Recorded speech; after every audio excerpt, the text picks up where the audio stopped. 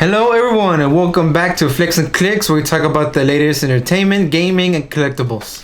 I'm Gabe. And I'm Brandon. And let's begin today with our first topic of the day, which is the new Netflix animation series, Terminator Zero. It is made by Production IG Studios in partnership with Netflix, of course.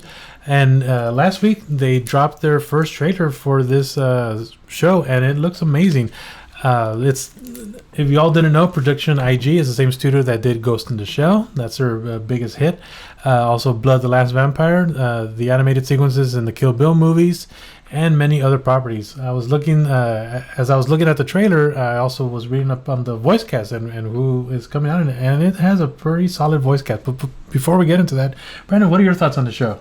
Well, when I first saw this, I was excited, the quick announcement that they're making an Terminator animation, which has never happened before. And I'm really excited for the first time because I'm a huge fan of animation, especially also the Terminator. So I really want to see this. But ever since when I saw that trailer, it just got me more excited. The animation looks really good. The lighting, the violence, the story plot from what we read, it sounds really good. Yeah, I'm glad they're kind of going away from the John Connor, Sarah Connor targets, and now Skynet's going in a different direction, maybe going even further back in time. We really don't know exactly yet. That's to be determined once the show comes out. But it has a really solid storyline where there's now a competing AI made by this guy named Malcolm Lee, who is having visions of the future and seems like he knows what's going to happen. So he's on a race to create this competing AI, but is it going to go in the same direction as Skynet did, deciding that humanity needs to be wiped out, or is it going to try to protect and defend humanity? That seems like it's going in a really, really cool direction. Maybe another quiver in the arrow in the quiver for the Resistance to combat Skynet. That would be really, really awesome. Yeah, it's like a big change, but at the same time it isn't. Keeping the same, but just a little twist. Keeping it familiar, right? Yeah, keeping those elements. Sending the Terminator back in time, trying to kill targets. They're still going to do that. It's just now it's different targets, not Sarah or John Connor. So going to the voice cast, the Terminator himself being portrayed by Timothy Olyphant, fresh from The Mandalorian, where he played Cobb Vanth, did a really excellent job there. Also, Hitman, he was really good in that one as well. Rosario Dawson playing the AI Kokoro, she's doing the voice for that one. It's Japan's answer to Skynet from the reports. Andre Holland from Moonlight and Selma, he's playing Malcolm Lee, the character that has visions of the future and is the creator of Kokoro. Sonoya Mizuno from Ex Machina and the hot show right now, House of the Dragon. She's portraying Aiko, which is a resistance fighter that's from the future to stop the launch of Kokoro. So maybe Kokoro's in the future is not that good towards humanity. Maybe it's even worse than Skynet.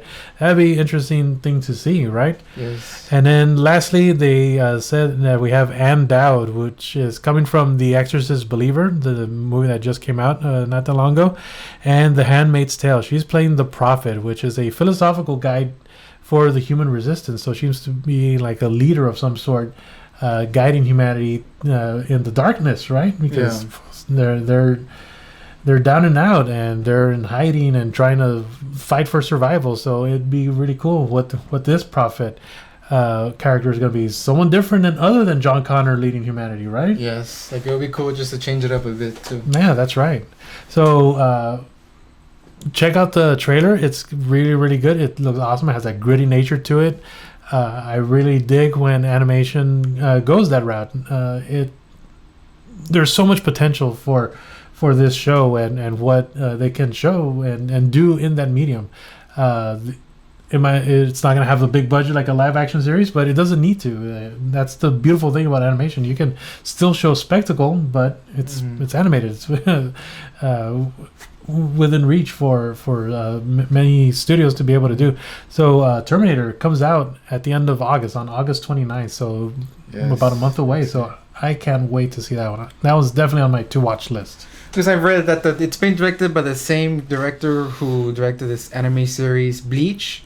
I never seen it myself, but it is really famous and probably one of the best ones out there, animes right now. So I really have high hopes for this one because I can tell that he's a really good director, and His animations are really well known.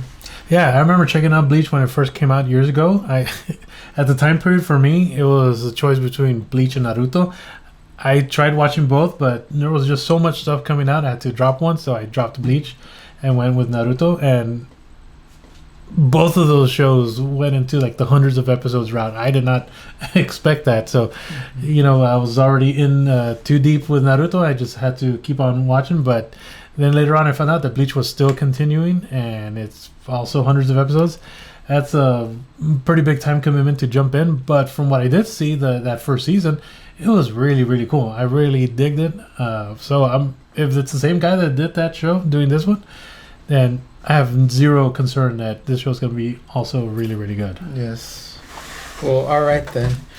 As you guys heard, like the Arrowhead has recently released a new trailer for Helldivers 2, the DLC, which releasing new enemies, mechanics, and missions. So we could finally use that 380mm artillery for the huge base for the automatons, when things will get even more chaotic than what it is. Releasing new enemies, especially the brand new Factory Strider, if I recall the name.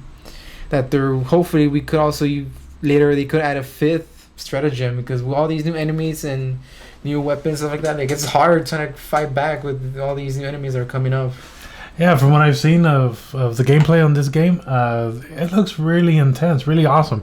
The trailer for this new release looks really, really cool. That huge tentacle monster just like bursting out from the ground, and you're like trying your best trying to fight back against it, and it'll just take you out in an instant. It's it's like one of those like just huge things that you just have to go up against. It looks really, really cool. I like what Arrowhead Studios is doing with this game. I remember when it was launched a while back.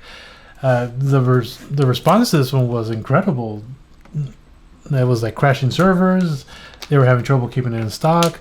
The hype for this one was just like way through the roof. And I think after navigating that first few weeks, the launch window, I think Arrowhead started making like really good decisions. And other studios should take note as to what Arrowhead is doing here.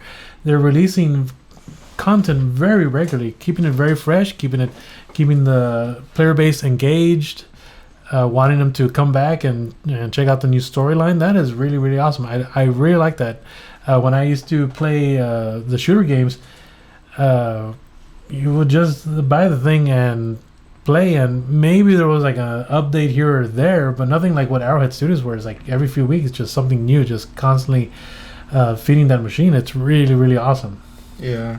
Like especially since like what you guys have heard in the end, as you can tell, like they released a little hint towards the end about really that there's so much more to come, like with the, as you guys can heard, the Illuminates from the first game, which I have never played the first one myself, but I've been getting a couple of reports like on IGN that they say that people have been getting killed mysteriously by these blue plasma rounds that have been hitting them and killing them, and these huge invisible ships, and there's been leaks of the Illuminates. Yeah, so just people just dying and going like, what the hell was that? Yeah. Like out of nowhere. I think that's a pretty cool way to like tease like future content, just like making stuff like not explained, like and the players have to figure out for themselves and speculate and create more buzz. This is the way to do it. Yes. Arrowhead is like really, really on it with this game. Yeah, the last time I got really entertained with games that I had to keep, like I played a lot for a few years, was Battlefield 4. That kept me on that game for a long time, 4 or 5 years,